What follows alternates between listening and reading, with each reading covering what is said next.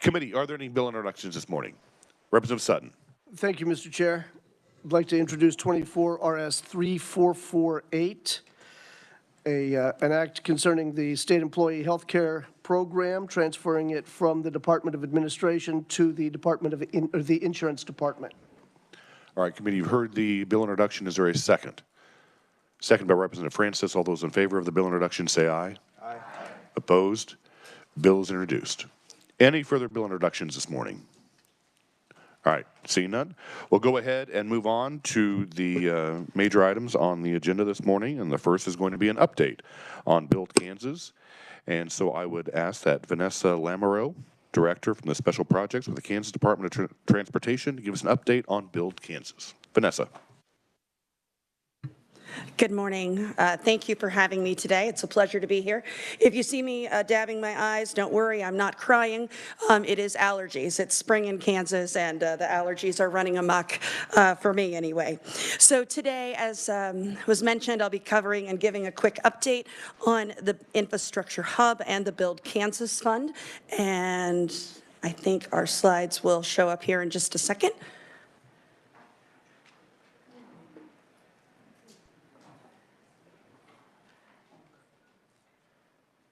Or maybe not.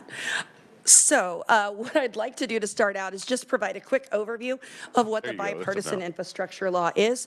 Many of you have heard this before, and I'm sorry if I keep repeating it, but it does bear repeating.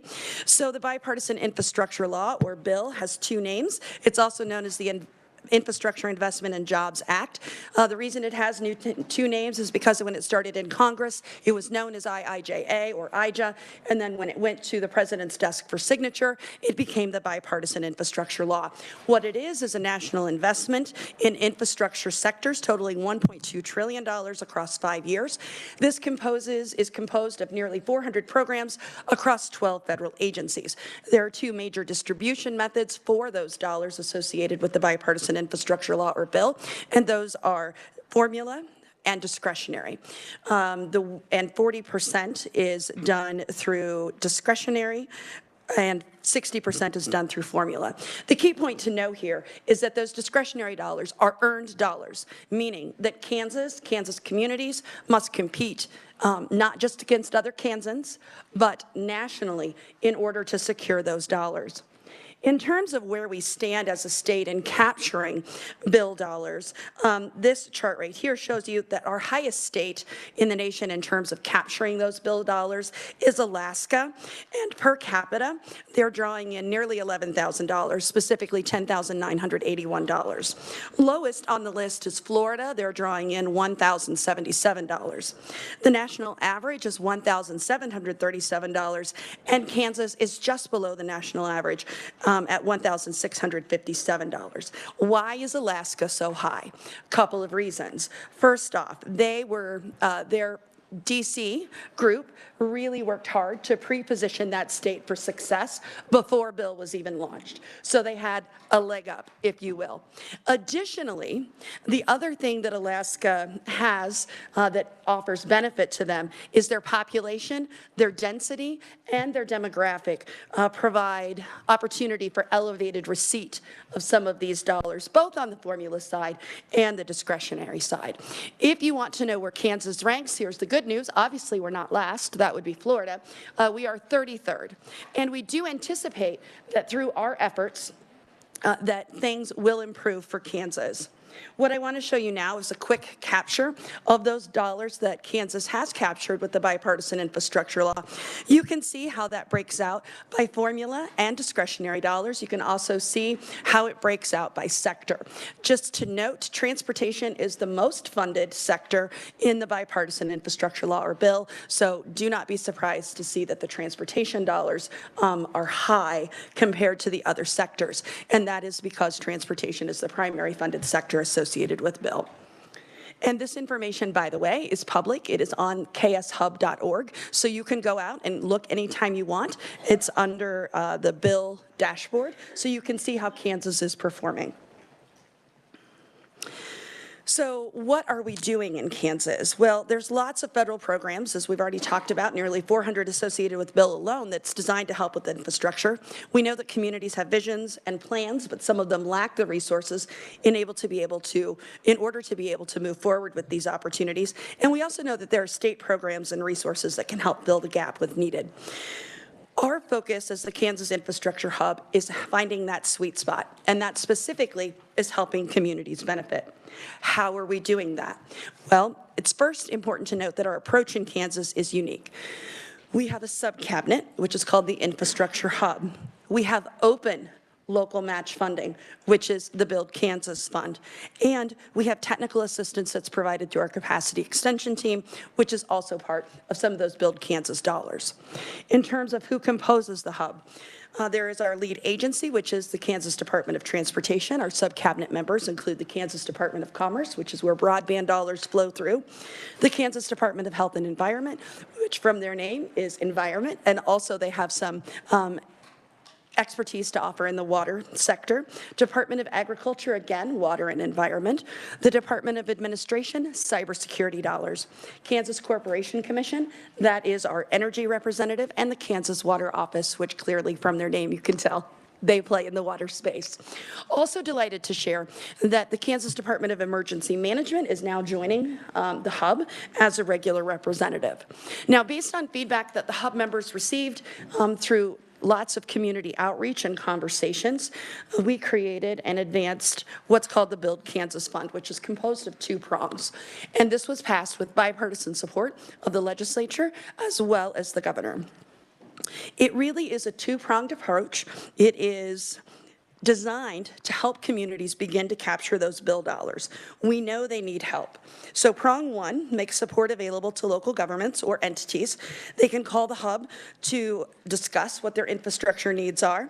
We can help them identify potential funding opportunities, and they can learn how to apply for those dollars.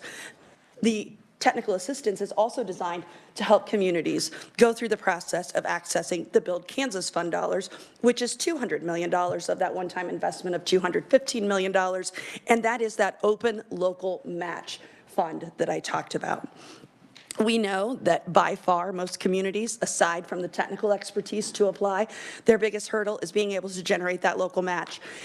Every discretionary program in bill has a match, a local match.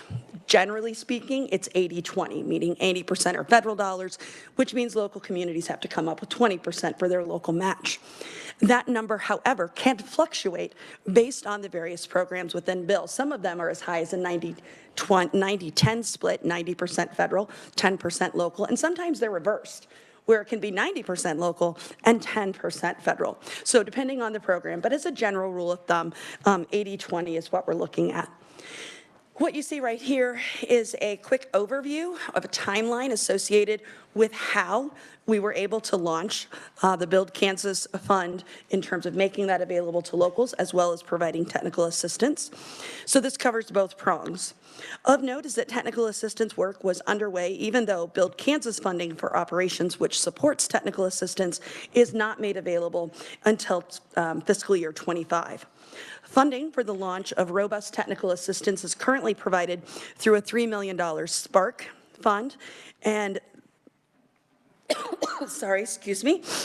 Just so you know, in terms of where we are in expenditures, $1 million has currently been expended of that $3 million Spark grant. $1 million is set to be paid probably by the end of this month, which leaves us $1 million moving forward. The MOU for the Spark Award was fully executed in March of 23. We prepared and released the RFP ahead of the Spark Award because we wanted to be able to hit the ground running, both with technical assistance and if the Build Kansas Fund, specifically that open local match fund, was created. Now, the Build Kansas Fund passed in May. The CET, our capacity extension team, was engaged and actively working shortly after contract initiation on June 1st. The Build Kansas Open Match Fund became available on July 1st. The application was launched online on September 19th, and the first application was received on September 26th. Additionally, during that time, we also refreshed and updated ks.gov, which is the Kansas Infrastructure Hub website. It now includes those publicly viewable dashboards, which I talked about earlier, and there is a lot of information about the Build Kansas Fund process. In fact, there's a webinar. Grab your popcorn. You'll get to watch me for a little bit talking about how that process works, how communities can apply for it, and what the steps are that they need to take to be successful. So with all of that under our belts, let's talk about prong one of the Build Kansas Fund, which is that $15 million, and it is for technical assistance. In order to deliver that technical assistance that is designed to support locals, we secured a contract through an external consultant to act as an extension of the hub. So we call them our Capacity Extension Team, or CET. Wood O'Brien's is the lead consultant and is providing boots-on-the-ground support to provide bill education, grant writing, compliance assistance, connect needs to opportunities, and more. The CET also provides support to the hub by assisting agencies with specific bill tasks. And I want to make sure that everyone here says, every single Kansas county has a designated contact for capacity extension. This is also important because, and the way that you'll see on this side, let me just go ahead and flip it over here, the way that capacity extension representatives are grouped is by EDD, and that is designed to mirror the legislation that says that we are striving to make a $10 million investment in each of those economic development districts. Now, I know that map is small, probably both on the screen as well as in your handouts. You can go to kshub.org to learn more about the technical assistance that's available, as well as connect directly to your technical assistance expert in your area. In terms of what that technical assistance looks like, here's what's happened to date. There have been over 765 technical assistance tasks that have been completed. 65% of that is spent on grant research, helping locals identify opportunities that make sense and match the programs that they want to advance. 17% of that has been spent on grant application support, and that is specifically for the federal application. 13% has been spent on Build Kansas Fund application support, so you see those numbers matching up pretty well there. And then 5% has been spent on post-award support, meaning a community is notified that they have received a federal notice of award and they need assistance launching their project, hiring consultants to help with the design work, et cetera. So in short, we are working hard, both as the capacity extension team and members of the infrastructure hub. There have been more than 38 conferences and workshops that have been attended by either a member of the subcabinet or a member of the capacity extension team. There's also been over 300 unique technical assistance events that have occurred. That's everything from a meeting with the community to learn more about how we can help them and follow up with that, to doing workshops that say, hey, here's how you write a federal application. And there have been 2 agencies that have been assisted through the capacity extension team efforts. And what we know is that despite all of those activities and all of that work, we know that communities remain hungry for all of that information. So to that end, I'm pleased to announce that on April 24th, we will be hosting a Kansas Infrastructure Summit. It is a one-day event in Salina. I hope to see many of you there, although I understand that may be a conflict, but please tell your constituents and members of your communities to attend. There will be great information that's available. And how do we know that folks still are hungry for this information? Well, the first email notification of the summit went out on Friday, just last Friday. The email was opened by nearly 42% of recipients, and nearly 20% clicked on learn more for more, click here for more information. In terms of how all of that technical assistance is shaking out by economic development district, this map shows you by percent where time is being spent. And this illustration here shows you how it is being spent by sector. By far, water and transportation remain the 2 primary sectors that folks are interested in learning more about and advancing opportunities. Now, this next slide shows you some of our success stories. And The red circles indicate where the capacity extension team is providing direct support. In both of these instances, these are post-award. We were not, sorry, my voice is cracking again, allergies. We were not able to provide assistance because we weren't launched yet on the front end to help North Central Kansas and some of our tribal representatives secure the grant, but we are there to help them on the back end with compliance, with helping them advance the project. Now, the yellow circle is probably the one that you're most interested in, and certainly one that we are very proud of. This represents an applicant who came to us for technical assistance on the front end. We helped them with their Build Kansas Fund application, and I'm pleased to announce that they are our first applicant that has gone through that process to receive notice of federal award. So let's talk about prong 2, because that leads us to prong 2, and that is that open match support. So as I mentioned previously, it's $200 million in matching funds that we are able to provide. It goes across the lifespan of bills, so through federal fiscal year 2027, and we are promising and intending to invest $10 million in each economic district through a federal award. Now, legislation does stipulate that to apply for Build Kansas Fund dollars, you have to, A, be applying for a bipartisan infrastructure law program. B, you must be an eligible applicant per the federal opportunity guidelines, and you must meet the means test, which was developed by the steering committee, which is the hub, and approved by the Build Kansas Fund Advisory Committee. In terms of what the process looks like, this is a workflow diagram that shows you how the process works for Build Kansas Fund applications within the confines of state government. This is what the process looks like for an applicant.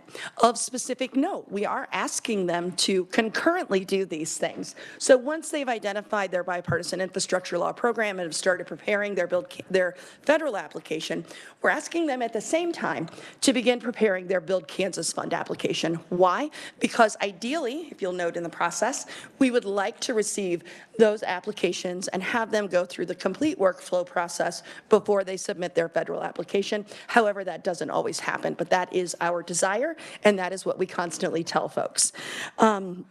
Additionally, the other reason is that we're not asking for anything on the Build Kansas Fund application that they aren't already supplying in their federal application. The only addition, well, there's 2 pieces of information that we're asking. How much are you asking for from the Build Kansas Fund? And do you qualify through the means test? Those are the only 2 additional pieces of information that we're asking them in the Build Kansas Fund application that is not asked in their federal application and that they are not already prepared to answer.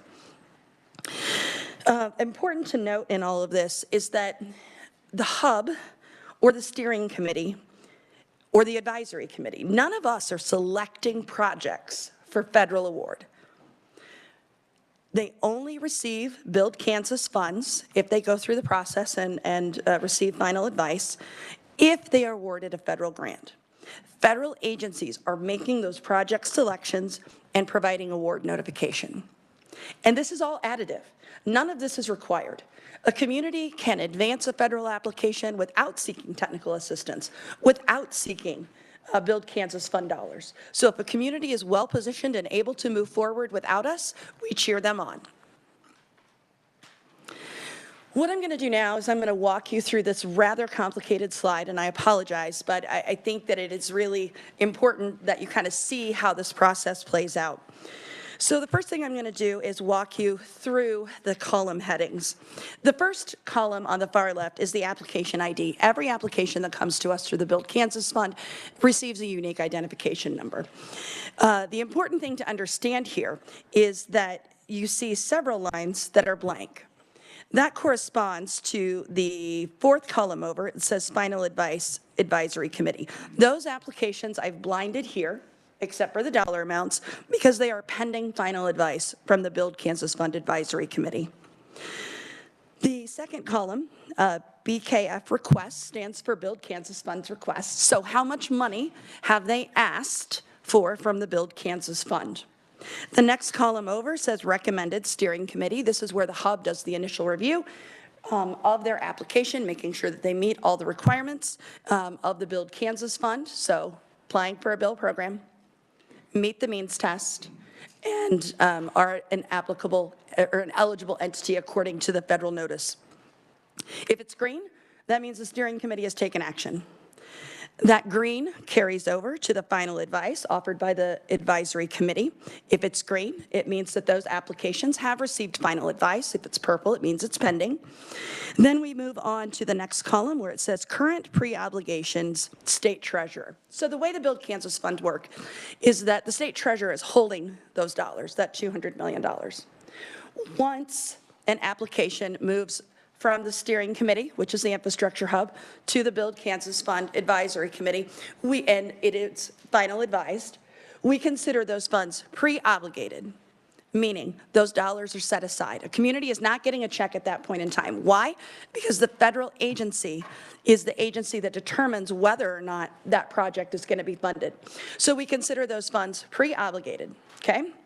Next column over, pending notification, federal agency. We have 3 of our current applications that are pending notification from the federal authorizing agency as to whether or not those projects are going to be funded. You'll see that we have 3 that are black. That means that those applications have been approved and or denied by the federal agency. So obligated is our next column over, and it says federal award offer. We have 2 applications that show green there. Those are from the city of Ozaki, who are our yellow circle on the previous map that I showed. Those are the 2 applications that have successfully received notice of federal award. There's a column, there's a row underneath it that's black. Well, that moves us over to our next column, which means the funds are de-obligated because there was no federal award offered. That means that that $10 million associated with that row is now returned to the Build Kansas Fund coffers so that other communities have opportunity to access it. The last column shows you the amount of federal funds that would be unlocked if the applicant was successful. Oh, thank you. So for our 2 applications that were successful, they asked for $163,637 total across the 2 applications in Build Kansas Fund. And then you can see how much federal dollars they were able to capture as a result of that investment. Now, here is a much easier way to view the same information, but I thought I would walk you through the table so that way you had a clear understanding, okay? So the big green circle that says $64.2 million.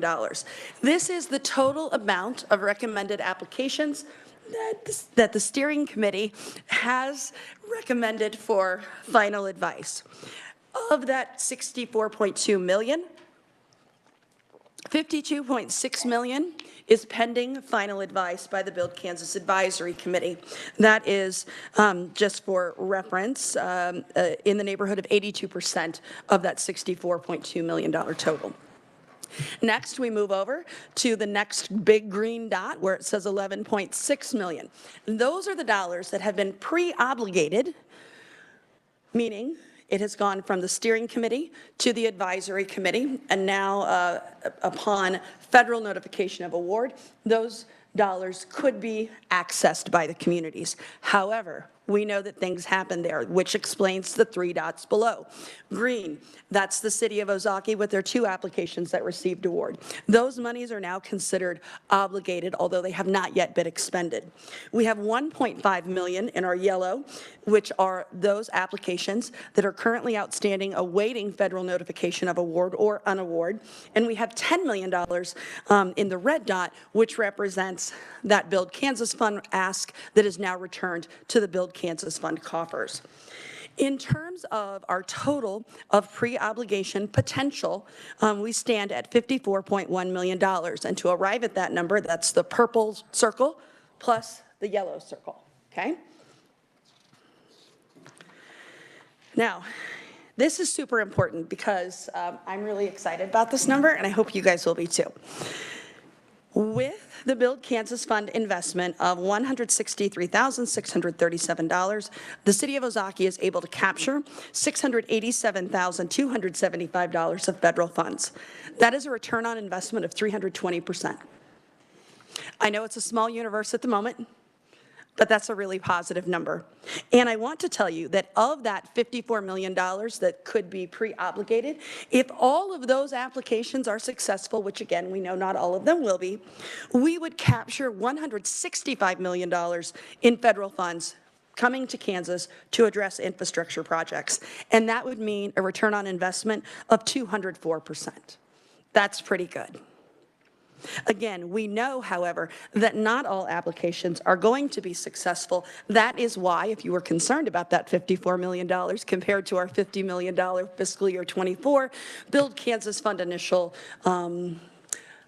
pot of funding available, over pre-obligation is actually needed and necessary in this situation. Build Kansas funds continue to arrive. In February, you'll note we had those 12 that are purple. Those are our pending applications. That's 12 applications. In March, we already know that there are 14 applications that are in progress right now. I can't tell you what the applications are for, how much money is included in those because they're in progress. And the way the system works, we can't see any of those details until they hit yes, submit. And there are an unknown number of applications that are potentially waiting to be started tomorrow, today, after lunch. Again, not all federal applications are going to be successful, so the idea of over pre-obligating is not a bad thing, and in fact, it is necessary. If you're curious as to how much of the Build Kansas Fund is actually still available for of that $50 million, the answer is $49.8 million. Okay? So, the Build Kansas Fund is a game changer for the state of Kansas. Not only do we have a unique approach with our technical assistance and the open local match funding to help communities access these dollars, we also have partnership at the core of this initiative. And that is partnership with our communities, between state agencies, as you can see from the infrastructure hub concept, with you all at the legislature and the governor, and with our federal partners. Together, we can all grow Kansas, which is what is so exciting about not only the bill opportunity, but the Build Kansas Fund. So again, I just want to make a quick plug. Please share broadly and widely about the Kansas Infrastructure Summit coming to you in Salina on April 24th. And with that, I will take any questions. All right, thank you, Vanessa, and thank you for giving us an update on Build Kansas. As everybody in this room knows, that was a House position last year, and actually I have to give kudos to Vice Chairman Hoffman. He was the one that really kind of spearheaded that and created the framework with other partners in regards to Build Kansas, and this is a House decision, and this was specifically in mind to draw down more federal dollars to help out the communities through the state of Kansas. There is a provision right now, we'll probably hear about it tomorrow when the Senate debates their Senate bill for the budget, which wants to change the way Build Kansas is set up. And the major change in regards to that is to not have it being used as a fund for matching dollars. It's actually to be used as a fund to fund projects, which I think is a disastrous move. This was, like I said, a House position. It was with the intent of drawing down more federal dollars not to be used to pick and choose on particular projects that may not qualify for the federal dollars. The one thing that I would say is that if a community wishes to apply for federal dollars, and I think you may have mentioned this when I was out taking my page pictures, they can. They can just go ahead and apply with the federal government. They don't have to go through Build Kansas. And so that ultimate decision comes from the federal government, and that's when you were talking about the projects that we have pending. And if they want to go ahead and apply, they can. They don't have to use Build Kansas. So the next, I guess the question that I have is that obviously we're advocating for communities to apply for Build Kansas. But I've been hearing from some of the other entities and partners that they're dissuading communities from applying for Build Kansas because your smaller communities, after the fact, if they would be approved, don't have the manpower or the personnel to handle all the federal paperwork. So could you address that? Yeah, so the position of the hub and our capacity extension team is that we are not there to tell a community no. We are there to help a community understand what the options are and what that means for them. If a community wishes to advance an application, we're there. We're ready to help them. We do, however, provide advice. This is the project criteria as spelled out in the NOFO. This is the project that you've outlined. It might not be a good match. The probability of receiving funding might not be that high. We don't say no, however. In terms of dissuading folks from applying, I can say that that is not the case. We do also encourage them to seek partnerships. You know, my hometown, 800 people. The ability of us to, my hometown, to generate enough taxes to generate a local match is pretty small. And if I need a water treatment plant in my community, and I know that my neighboring community 10 miles away, Blue Rapids, Kansas, also needs the same thing, it might make more sense for us to work together and do a joint application to fund 2 water treatment plants or 1 water treatment plant that serves both communities, because then we can pool our resources in terms of dollars and manpower and technical expertise. So again, we do not say no to folks. We simply help people understand what the opportunities are and what they need to be prepared for. And I wasn't implicating that you're saying no or dissuading communities. These are private partners who are telling communities, don't apply for it because you don't have the personnel to handle the paperwork after the fact. Then I encourage them to reach out to the capacity extension team, because we are there to help folks not only go after the award, but provide compliance support on the back end. And that's what I wanted you to say, because I think there's some misinformation that's going out there in regards to how we work through the process. We're not just there before, we're also there after to help with those communities, especially smaller communities that don't have the personnel to handle the paperwork if they were approved by the federal government. Absolutely, and you can find your capacity extension team member, their direct contact information at kshub.org. All right, thank you. Representative Williams. Thank you, Mr. Chair. So thank you, Vanessa, for being here, and thank you for taking so many calls on issues. One of the problems that I know that my community has faced, and to kind of respond to the federal issue, is that when you have a complex resiliency issue in your community that involves water and it involves a state or federal highway, then when those two overlap, it disqualifies you from federal funds. And so that's the problem that some communities are facing. You can't resolve a resiliency issue. For example, in our case, an industrial park site now has been flooded, and so you're going to lose those tenants in that industrial park. That is a true resiliency issue. Why? Well, Highway 400, Kellogg, they expanded. The culvert wasn't large enough. That cannot handle the flow of water. And so that's my question to you: is when you're the hub, those that work with you, find a community with such complex issues that the Kansas emergency management can't handle it because it's got a conflict with another agency, then what would you advise those communities to? Because they're not eligible for anything because of these conflicts. What would you advise those communities to do? Vanessa. So one of the great things that has happened as a result of the hub, and thank you for asking that question, is that because state agencies are sitting around the same table every 2 weeks having these conversations. In fact, we met with KDEMS yesterday. And so they're now joining the hub. And it is no small part because we saw so many BRIC opportunities coming through, and they weren't at the table, and we needed to get them at the table.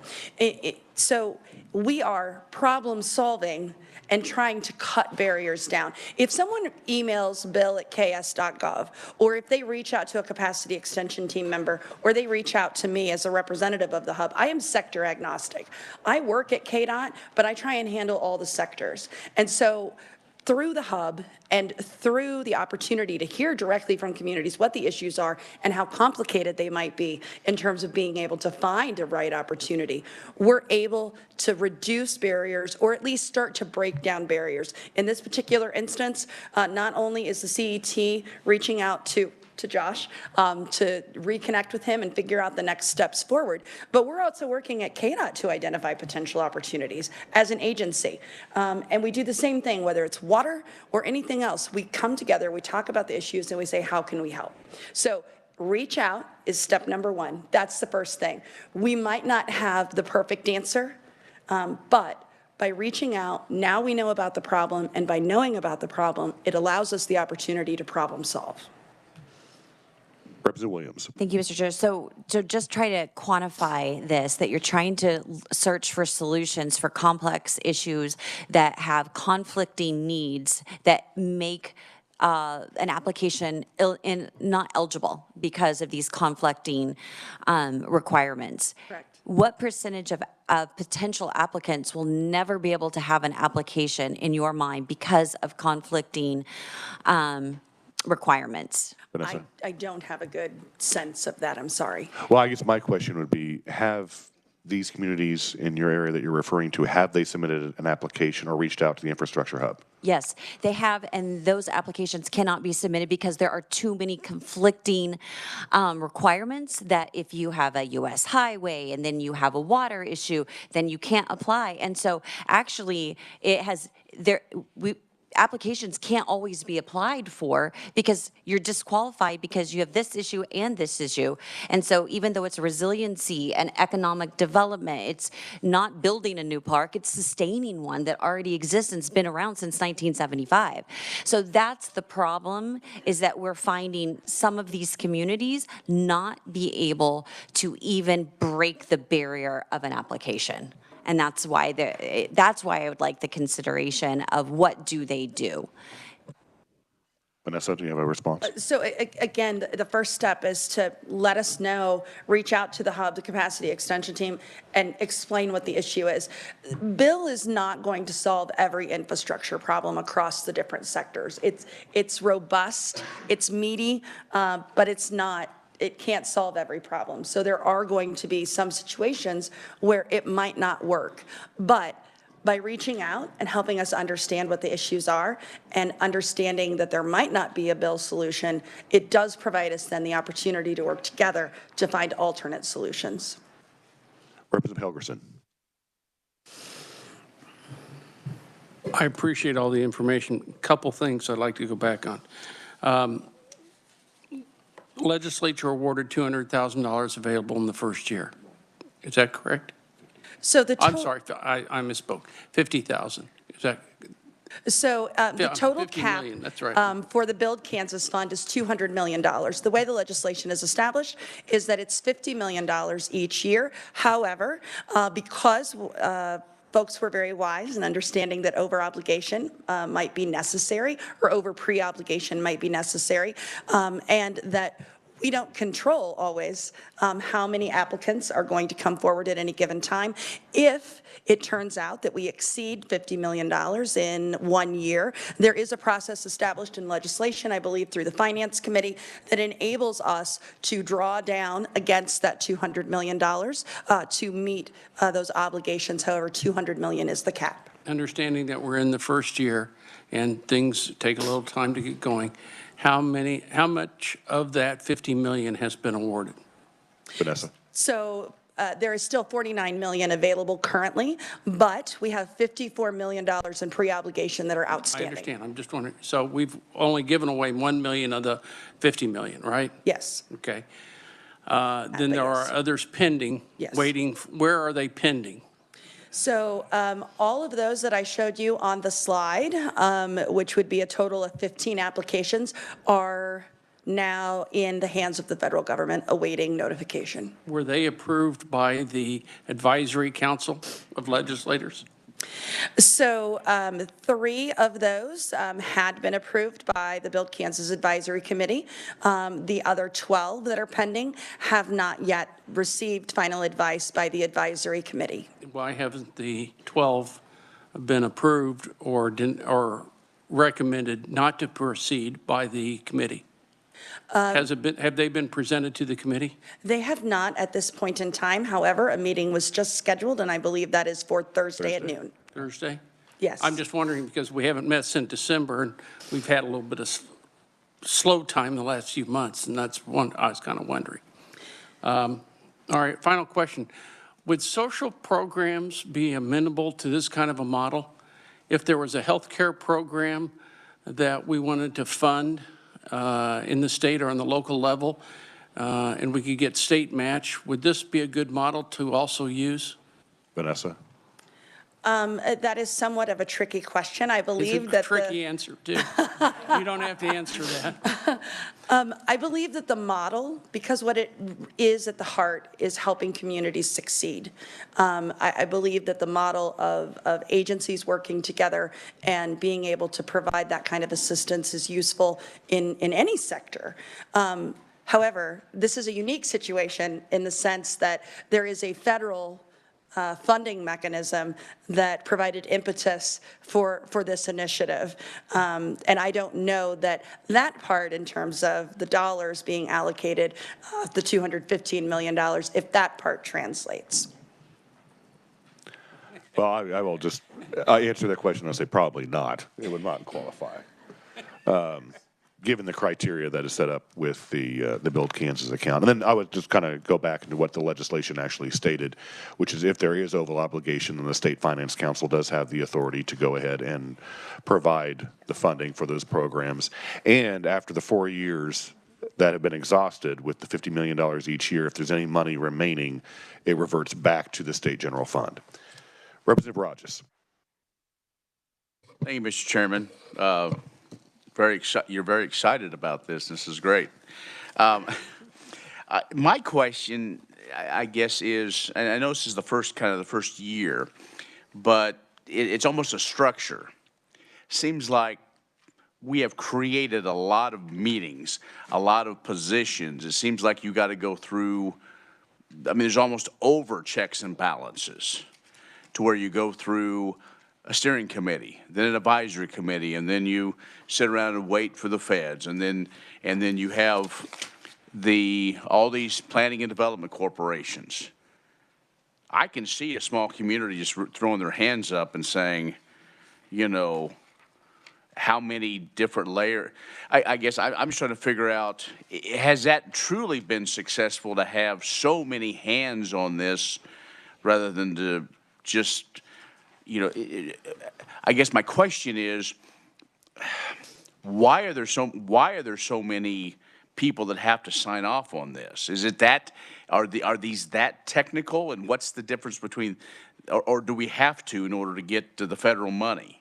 That just seems to me there's way too many people that we've created, way too many jobs or way too many per diems to get these things approved. Vanessa, you can answer that, and then I will. Okay. So the economic development districts actually don't have a hand in a direct hand in the process of how folks choose to move forward with their individual federal applications or their Build Kansas Fund applications. The reason that the economic development districts are discussed in this when we're talking about the Build Kansas Fund is because there was a desire to recognize that this is a tremendous opportunity that the state is providing with that $200 million opportunity. And we wanted to create some distribution methodology that would ensure that every area of the state has the potential to benefit if they take action, right? So they have to make a submission in order to be able to move forward. In terms of the process established for how the Build Kansas Fund applications work, that was also established by legislation. And at the end of the day, I think that the process is working as it was established. We're still learning and growing a little bit, but I think the process is working appropriately, and there's not as many hands engaged in it as you might think. The capacity extension team is only there for folks that need the help and ask for the help, right? So that's, if they don't call us, we're not going to show up at their doorstep and ask them to have lunch with us. For the Build Kansas Fund application, the hub serves as just the initial review, the screener, to make sure that it meets all of the eligibility requirements. The Build Kansas Fund Advisory Committee offers their final advice. And then the federal agency is the one that makes the selection. So those are the only actual hands that the application touches. And I don't know if that answers your question completely, but there you are. Well, I would probably elaborate on that. And when we set up the Build Kansas program, I mean, if you look back in the governor's budget last year, it was just allocating $200 million and that was it. And going through the infrastructure hub. As we learned with all the money that came in from the federal government in regards to CARES 1, CARES 2, ARPA, ESSER, whatever the federal money that came in regards to the pandemic, there was no legislative oversight. And so that is the reason why when we set this up in the budget, yes, we might have to go through the steering committee and then through the legislative committee, but the legislature wanted to see exactly all the applications that we're going through because we're allocating over 4 years $200 million to have matching funds for our communities. And the legislature, because we are the appropriators, need to have skin in the game. And that's why we've set up these different channels. Again, I would also preface, if a community does not want to go through Build Kansas and just apply to the federal government by themselves, they can.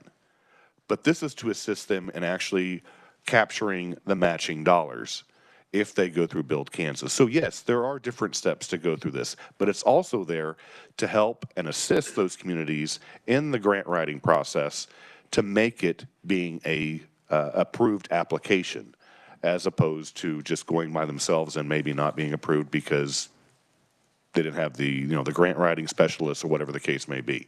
So yeah, there are different structures in place, but that was purely by design because as we talked in this room last year, we were upset with the ARPA money that was distributed throughout the state of Kansas and there was no legislative oversight on that money.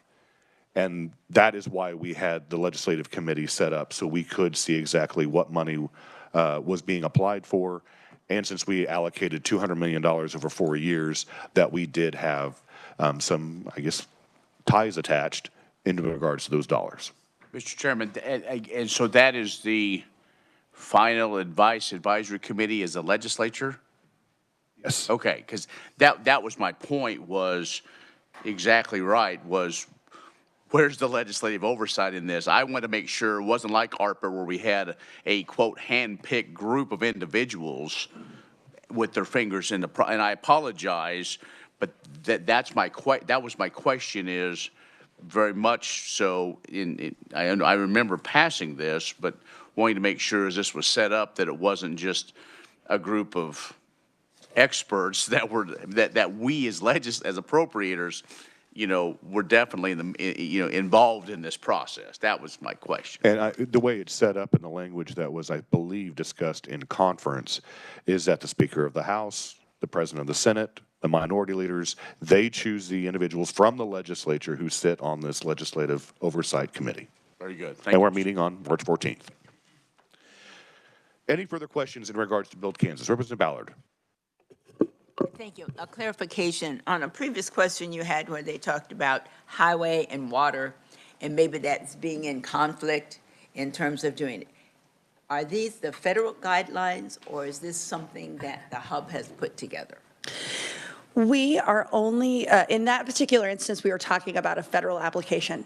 And the federal authorizing agency, whether it's FEMA, USDOT, et cetera, EPA, they establish all of the criteria for the program. So that is not something that the hub has established at all. It is merely us helping communities understand what is and isn't available. Now, in terms of when I talked about if we know about a problem, then that can help us begin to problem solve as agencies. That is a different conversation, and that happens within the agencies and has nothing to do with the federal agency. Does that make sense? Representative Ballard. What's the time frame? Okay, so if I were Could you talk in the mic? Thank you. The time frame. If I were to start now, would I hear something in 3 months? Would it be a month? Would it be 6 months? What would be the time frame? So a typical time frame is Not typical. I can talk in generalities. Usually, a notice of federal funding opportunity or a NOFO is released, and a community or an entity has 90 days to respond to that, meaning in 90 days they have to have their federal application submitted, meaning for the purposes of this committee that somewhere within that 90 days, if they were also interested in going after Build Kansas funds for their local match, they would initiate that application as well. The Build Kansas Fund does not have advisory committee does not have a routine meeting date, so we meet as folks can come together, and we're meeting on Thursday to discuss applications. After that, when the federal application is submitted, it can take as much as, I believe the longest one that I know of is 6 months. From I submitted my application to I received notice of award or notice of non-award from the federal authorizing agency. I will say that federal agencies are getting faster at turning these things around, again, as a general rule of thumb. Many of these programs are brand new, so initially it took a lot longer. So as long as 6 months, as short as 30 days. Thank you, Mr. Chairman. I asked that question because, you know, I write grants too, and I know how long normally they take, but I mean, they're in the ballpark. They're never all the same. But that could be somewhat discouraging for people in a community who thinks that maybe they're going to get it. And now it's not so much the layers as it is the time frame, and they generally don't get back to notify you about this, so you're waiting or you're calling, and you don't want to be a pest because maybe they'll decide that you're not somebody that they want to work with, you know, or whatever. So is there any latitude in terms of can the hub intervene to let them know that it's being considered that this could happen so that people are not discouraged in the process? Vanessa. In terms of the federal application, we have no insight into that as the hub.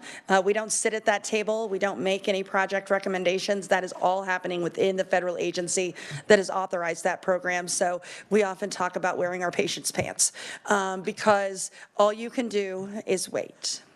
And that's one thing that I would reiterate is that we do not have the final approval.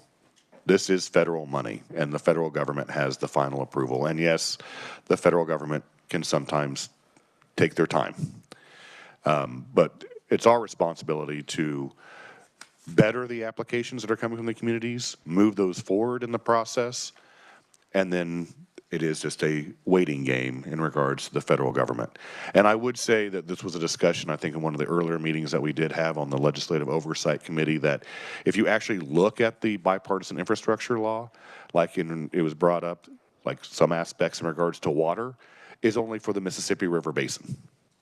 And so if you don't live in that basin of the part of the country, you can't apply for it because it's only in that particular part of the country. And the reason why? Well, we'll talk about pork politics. And that was a way of getting votes. And so, yes, it's very, I don't want to say constrictive, but it's not as open as you might think. There are many different layers, and that's why sometimes, even in regards to water, they look at it and they say, no, according to the legislation that was passed by Congress, you don't qualify because you're not in the Mississippi River Basin. And so there's different layers in regards to that legislation. Well, thank you, Mr. Chairman. I just want to say, Vanessa, you did a fine job in explaining it because it was very informative. Thank you. Thank you. All right, we're going to go ahead and move on. Thank you again, Vanessa, for being here and giving us an update on Build Kansas. And as I said, we'll be having discussions on this in conference because of the provision that is in the Senate budget bill. Okay, next we're going to move on to a presentation by Dylan from the Kansas Legislative Research Department in regards to the budget visualization tool. Dylan. Thank you very much, Mr. Chairman. And a little break of tradition, I'm going to speak from here because I will be sharing my screen so I can sort of walk you through the data visualization. And feel free to stop me at any point, ask any questions, and we can review what it is that I'm demonstrating.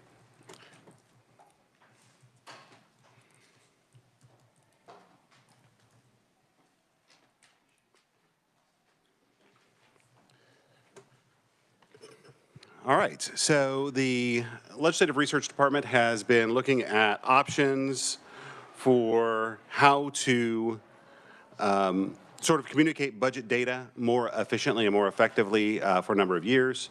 One common request that we often receive is that we have something that's sort of dynamic that would allow you to, legislators to see their own data, to dig into the data, to get a deeper level sort of dive into it. Also to be able to, when we're not available, maybe during the interim, you're able to access some of that information on your own, not in just the format that we have put it together, but the specific information that you're actually looking for.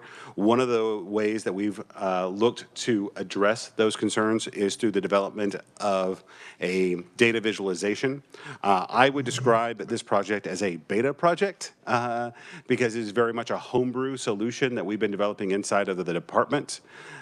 So if we want to go to the Research Department website, this is our new webpage. For those of you who have not had an opportunity to visit it, our old webpage was based on frames and was very much a 1990s sort of design. So the modern design is hopefully a little bit more efficient. So in this case, I'm going to go into budget and economy. And you'll see our new budget analysis is here, information on state general fund receipts. All right, but what we're really looking for is this budget data visualization. There is 2 tabs, and I'm going to send out a link to all committee members on this on these items. One is budget data visualization Tableau and budget data visualization Tableau mobile version. So there is a mobile version optimized sort of version of this. We had tried to automate that where you would see that you're on a phone and switch. That was not reliable because of all the different types of phones that are out there. So you just have 2 links that are available. So I'm going to go ahead and click on the Tableau data. And here we're going to get the splash page to start with. And the most recent data upload is as of the governor's recommendation on the Kansas state budget. We'll update this again once we have a next version of an approved budget, and we'll go ahead and then at that point it'll modify what the approved expenditures are. But you can see in the top left-hand corner, this is expenditures from all funds over here, and you can see the actual expenditures. This is the fiscal year 2023 actual expenditures, which is 24 billion, 24,285 million.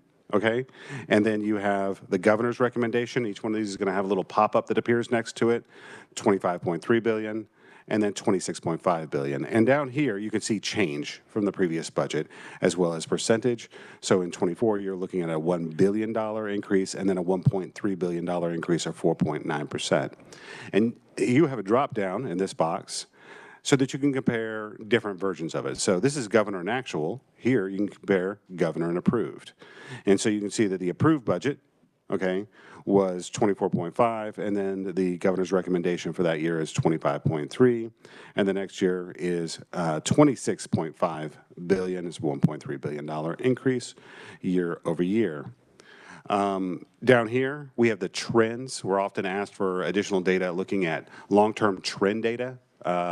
So you can see in an all funds perspective, this sort of flat curve of spending, okay, and then a steady sort of increase starting in 2018, 2019.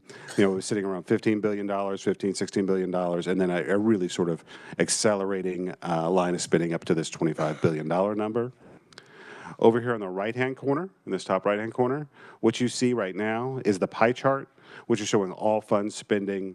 You can see human services represents about 34.1%, and education represents 41.2%. Of all funds spending, okay? And you can also change your drop downs on any one of these. So this is the 25 governor's budget. You can look at the 24 governor's budget. You can look at historical actuals all the way back to 2014. You can see this. And down here, you can change your parameters. So right now, we're looking at function of government. We could also look at major purpose. So state operations, capital improvements, aid to local units, other assistance. You could also look at top 10 agency funding, like what are the major agencies in which we spend our funding as a state. Obviously, Department of Education coming in at 25.2%, Kansas Department of Health and Environment at 17.5%, KDAD's coming in at 11.5%. You can definitely see where the larger agencies are as part of the total spend, all right? You can also look at specific funds. So we drop down here, State General Fund represents 42.1% of total spending. State Highway Fund being the next largest portion represents 7.2, or excuse me, Medical assistance fee fund, okay, is going to be 16.7%. All right, and you have expanded lottery receipts, school district finance, state highway funds, representing other major portions of the state budget. These are two different drop downs. Down here, we have show more details. All right, so I'm going to hit show more details. We'll sit here for a second while Tableau responds. And what we see is you're going to get some additional breakdowns on this same sort of data that you're seeing. You get the tree map where you have Department of Education, Kansas Department of Health. All right, you get percent change in expenditures, all funds, expenditures versus percent change in expenditures from all funds, trend in expenditures from all funds, you know, that you still keep some of that old data. And you also have a custom table data set. So if you want to, you want to pull the actual numbers from this data, you're like, okay, I see what your graph is telling me, but let me see the actual numbers. You can always do drop downs here and then come down to this, choose a format to download, and download those into your own tables to create your own graphics for your own purposes. All this data is freely available. It is drawn from the iBar system, so you can create your own graphics. Now, that's the all funds spend. There's a new feature that we have this year. It's called the quick filters. So we come over here to quick filters. All right, you always have your clear all filters button at the top. All right, but we have a variety of filters that you can put on it. One is the restrictions on funding. This is the simplest. This is the big category groupings. This is state general fund, federal funds, other funds. So let's say, let me show you this. Let's show me this exact same data, only show it to me as state general fund. So now what we're looking at here, 8.7, 9.9, $11.2 billion. All of these graphs have now been updated, okay, to reflect that. I would also note that since this is Tableau, anytime you want to sort of click on one of these charts, it's going to update all the other charts that are inside this system. So if I click on education over here, all right, it's going to change. Now we're 5.4, 5.8, $6.3 billion. So all the other charts are being updated, such as this like major purpose spend, to only show Department of Education or education spends at this point. Now, I'm going to come back in here to quick filters. I'm going to clear all the filters. Sometimes we get more granular requests about spending and fund grouping, and that's what you can see here. So there is a lot of different types of funds in the state government, not just state general funds and federal funds, special revenue funds. So one request we'll often get is like COVID-19 funds. Okay, I'm going to click on COVID-19 funds. All right, you can see 66.4% of those funds identified as COVID-19 funds has been spent in the education function, 25% in general government, agriculture 4.7%, human services 3.8%, and you can sort of look at those actual spends, okay, as they go out and what's budgeted, and look at what they're being spent on as well. Another request we'll often get is just straight up federal funds request. Right here, if you want to know how federal funds, the majority of federal funds in the state is being spent on human services. So that's 78% of federal funds is being spent on human services inside of state government. All right, the function in this, I'm going to clear all filters real quick. If you want to do a deep dive at an agency level, click on agency over here. All right, and then you get to select your agency. So if I want to see a spending for the Department of Children and Families, I drop that down. Okay, obviously from a function, it's all in human services. But if we change this to maybe funding, well, it's not funding SGF, expenditure category. All right, you can see other assistance is the majority of the funding in there. Salaries and wages about 8.8%, capital improvements at 9%. What's the total amount of the spend, and also what your change calculations are. So once again, all of these tables have been updated to reflect the selection of the Department of Children and Families. And if you want to do a deeper dive into a specific program, you'll notice this actually goes down to the sub-program level, which is not a level that we normally present during our budget analyses. We normally roll things up to the program level. But if you want to do a deep dive into the sub-program level analysis, you can see all of this information that's in here. Child Protective Services, Child Support Services, DD Council, Deaf and Hearing Services. All right, click on any one of these, and it's going to filter it out for you. And you can show it those expenditures at that point. I'm going to clear all filters again. The other thing that we've added to this interface this year is the performance-based budgeting. So we get a lot of complaints that the book was a little large, a little hard to handle, and there was certainly a lot of printing that was involved in it. So all of the performance-based budgeting data has now been uploaded into the data visualization. So if you click on performance budgeting here at the top, all right, since I don't have an agency selected, it's just pulling up my number one, which is agriculture. Ag is the function of government, because they're sorted by function of government and then agency. But you can jump to anything you want. You can jump to it by function at the top, or jump to it by agency right here. So let's look at Department of Children and Families, because we're picking on them today. And now we have the Department of Children and Families data, which you can page through, and it's going to have all of this organized in the same way that we've seen it in the past. So you're going to see consequences of not funding programs, you'll see statutory basis, program goals, program history, and then you'll see the actual measures. That's an administrative program, so it doesn't really have measures so much. But when we get down in here, we'll see for these functional programs, you'll see percent of current child support collected, percentage of cases paying on child support areas, percent of cases with child support orders, all the standard measures that we've seen historically. This also streamlines the data collection process for our department.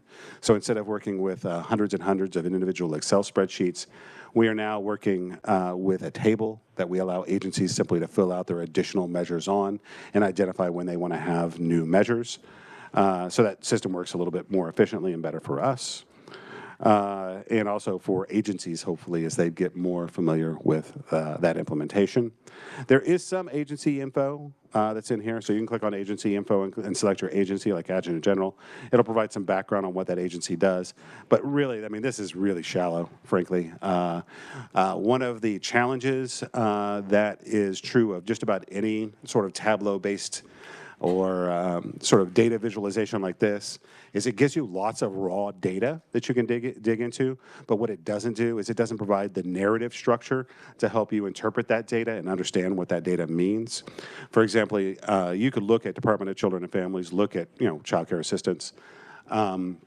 You can see those numbers go up, you can see those numbers go down, but without knowing the number of kids that are being served, it's not a really useful data point. So it's really, and that's something that our budget analyses try to do, is provide the narrative context that surrounds the sort of data that you can see from a pure accounting perspective that's reflected here. We do also have some background information in here, like glossaries. So if you ever wonder, like, what are we talking about when we talk about aid to local units, click on the glossary. A lot of our more common terms are defined inside this section, and it will hopefully be of some assistance. And if you have a term that you'd like to see in here, just let us know. We'll just update the table with it.